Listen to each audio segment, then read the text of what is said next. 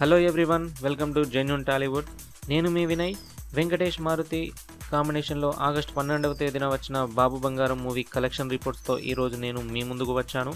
శుక్రవారం విడుదలైన ఈ మూవీ మిక్స్డ్ టాక్తో కూడా భారీ కలెక్షన్లు రాబడుతుంది. మూవీ ఫస్ట్ వీకెండ్ కలెక్షన్స్ చూస్తే 14 కోట్ల షేర్తో 21 కోట్ల గ్రాస్తో ఒక విధంగా దూసుకుపోతుందని చెప్పాలి. వెంకటేష్ గారి కెరీర్లో సీతమ్మ వాకిట్లో సిరిమల్ల చెట్టు, గోపాల గోపాల లాంటి మల్టీ స్టార్ సినిమాలు మినహాయిస్తే ఈ బాబు బంగారం మూవీ పెద్ద హిట్గానే చెప్పుకోవాలి.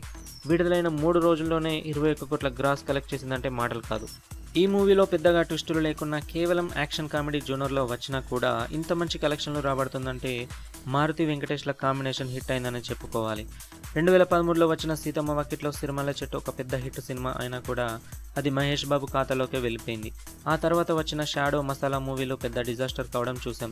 వాటి తర్వాత దృశ్యం మూవీతో ఒక బ్లాక్ బస్టర్ హిట్ కొట్టినా కూడా బాబు బంగారం మూవీకి వచ్చిన ఫస్ట్ వీకెండ్ కలెక్షన్లతో పోలిస్తే దృశ్యం మూవీకి టోటల్ కలెక్షన్స్ కూడా తక్కువే వచ్చాయని చెప్పుకోవాలి. ఇలా చూస్తే బాబు బంగారం మూవీ వెంకటేష్ గారికి ఒక పెద్ద రిలీఫ్ అవుతుందని చెప్పుకోవాలి. అంతేకాకుండా శనివారం విడుదలైన తిక్క మూవీ డిజాస్టర్తో కలిసి రావడంతో పాటు సెప్టెంబర్ 2న వచ్చే జనతా గ్యారేజ్ రిలీజ్ వరకు బాబు బంగారం మూవీ ఏ అడ్డు లేకుండా మంచి కలెక్షన్లు రాబడుతుందనడంలో ఏ సందేహం లేదు. ఈ విధంగా వెంకటేష్ బాబు గారికి కంగ్రాట్స్ చెప్తూ సెలవు తీసుకుంటున్నాను. చివరగా మీ ఛానల్ని సబ్స్క్రైబ్ చేయడం మాత్రం మర్చిపోవద్దు. Thank you.